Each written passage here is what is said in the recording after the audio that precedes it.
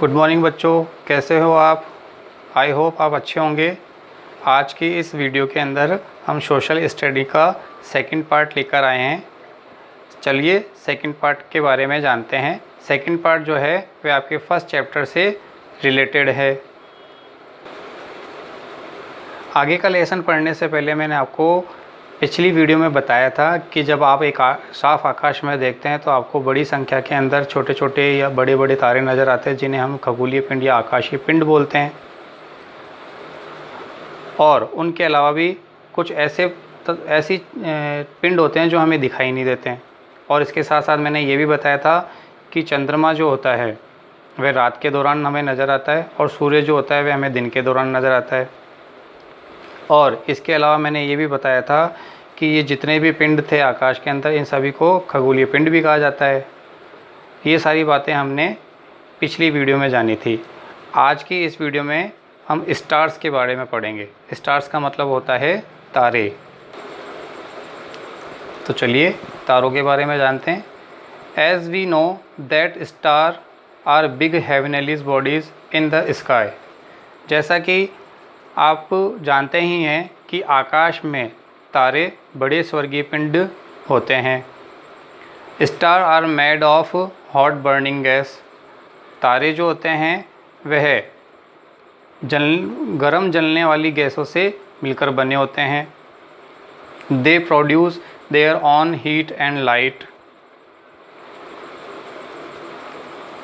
वे अपनी गर्मी और प्रकाश खुद पैदा करते हैं। आगे है the sun is also star. सूर्य भी एक तारा है। It is the only star which is close to earth. यह एकमात्र ऐसा तारा है जो पृथ्वी के बिल्कुल करीब है।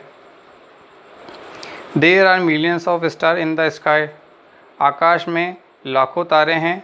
But you can see only some of them. लेकिन आप उनमें से कुछ को ही देख सकते हैं। Other star so far of that we can not see them in naked eyes. अन्य स्टार जो होते हैं, अन्य तारे जो होते हैं, वे काफ़ी दूर होते हैं जिससे वे हमें दिखाई नहीं देते या हमें उन्हें खुली आंखों से देख नहीं सकते हैं। आगे है distance in space are very vast का मतलब होता है बहुत दूर। दूरियां, अंतरिक्ष में जो दूरियां होती है वो बहुत दूर दूर होती है।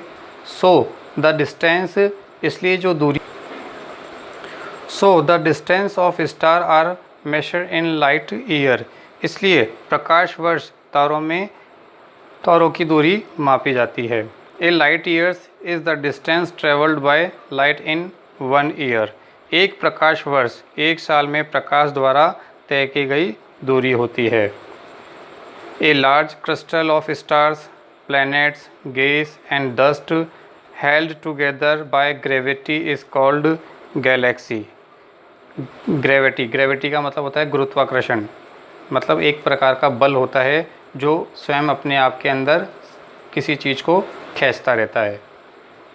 अब ये बोल रहा है गुरुत्वाकर्षण द्वारा एक साथ रखे गए तारे, ग्रह, गैस और धूल के बड़े बड़े समूह को आकाशगंगा कहा जाता है। गैलेक्सी का मतलब होता है आकाशगंगा।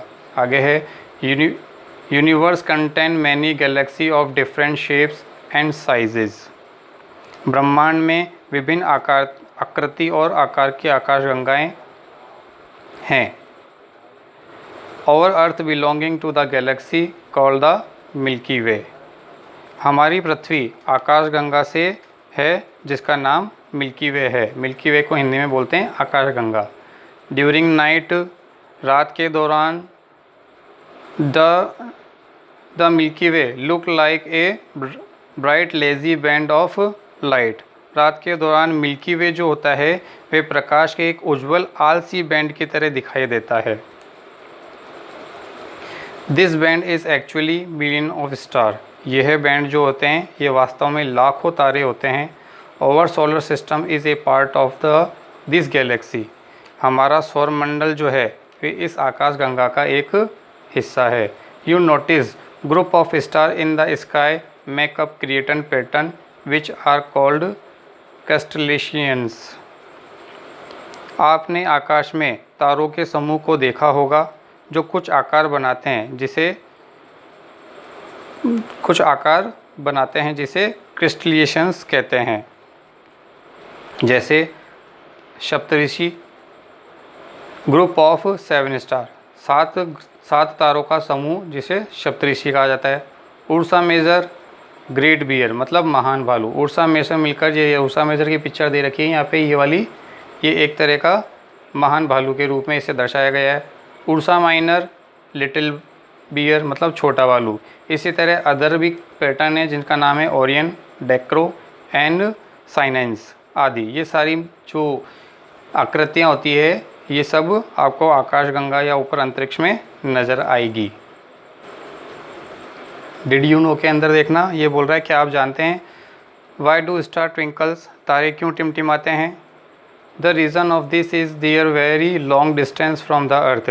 इसका कारण ये है कि पृथ्वी से उनकी बहुत लंबी दूरी होती है। The light of the stars reach the earth after passing through a different layer of atmosphere.